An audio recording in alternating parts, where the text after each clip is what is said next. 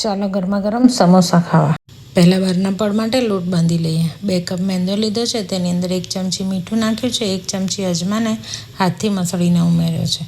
મોણ માટે તેલ લેવાનું છે અને મુઠ્ઠી પડે એવું તેલ રાખવાનું છે. અડધું લીંબુ નીચોવ્યું છે જેથી સમોસાના પડમાં પરપોટી ના પડે અને ઠંડા થયા પછી પણ સમોસા થોડા ક્રિસ્પી રહે. થોડું પાણી ઉમેરી અને થોડો કડક રહે એવો લોટ બાંધવાનો છે. લોટને સાઈડ પર મૂકી દો. હવે સમોસાના સ્ટફિંગની તૈયારી કરીએ. સૌથી પહેલાં ધાણા અને વરિયાળીને અધકચરા વાટી લેવાના છે. એક તાંસામાં થોડું તેલ મૂકવાનું છે, વઘારમાં જીરું નાખવાનું છે.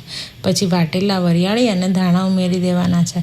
હવે વાટેલા આદુ અને મરચાં ઉમેરો, થોડા સાંતળી લો. પછી તેમાં વટાણા ઉમેરવાના છે. વટાણાને ગરમ પાણીમાં 5 મિનિટ માટે ઉકાળી લીધા છે. વટાણા નાખી હવે તેની અંદર 4 થી 5 ફુદીનાના પત્તા લઈ અને ઝીણા સમારી અને મેં ઉમેર્યા છે. ફુદીનાની ફ્લેવર સમોસામાં બહુ જ સરસ લાગે છે. હવે તેમાં સ્વાદ પ્રમાણે મીઠું નાખી દેવાનું છે. પછી આમચૂર પાવડર, ગરમ મસાલો, ધાણા જીરું અને લાલ મરચું ઉમેરવાનું છે. બધું સારી રીતે મિક્સ કરી થોડા કોથમીરના પાન ઉમેરવાના છે.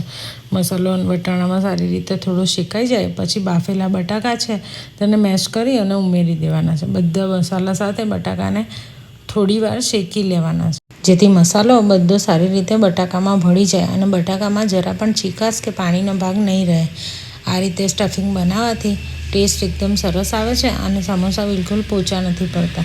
મસાલાને પણ સાઈડમાં એકદમ ઠંડો કરવા મૂકી દેવાનો છે. ગરમ સમોસા ભરશો તો પણ થોડા પોચા પડી જશે. હવે બાંધેલા લોટમાંથી મોટી સાઈઝનો ગુલ્લો લઈ તેમાંથી પૂરી બનાવવાની છે. વચ્ચેથી કટ મૂકી એક પૂરીના 2 ભાગ કરી લેવાના છે. પછી વિડીયોમાં બતાવ્યું છે તે રીતે એક કોન જેવું બનાવી લેવાનું છે. તેની અંદર ચમચીથી સ્ટફિંગ ભરી અને ઉપરથી સીલ કરી રહેવાનું છે.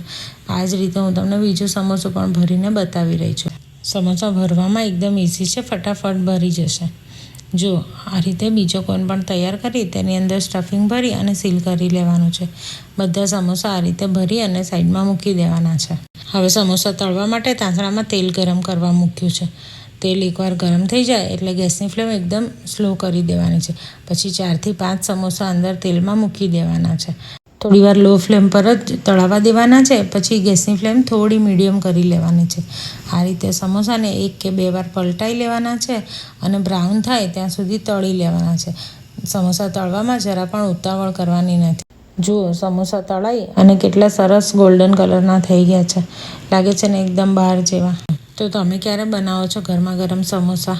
રેસીપી ગમે તો લાઇક, શેર અને કોમેન્ટ જરૂરથી કરજો. જો તમારી જોડે વાતો કરવામાં ચટણીનો પીક લેવાનો જ રહી ગયો છે. Thank you.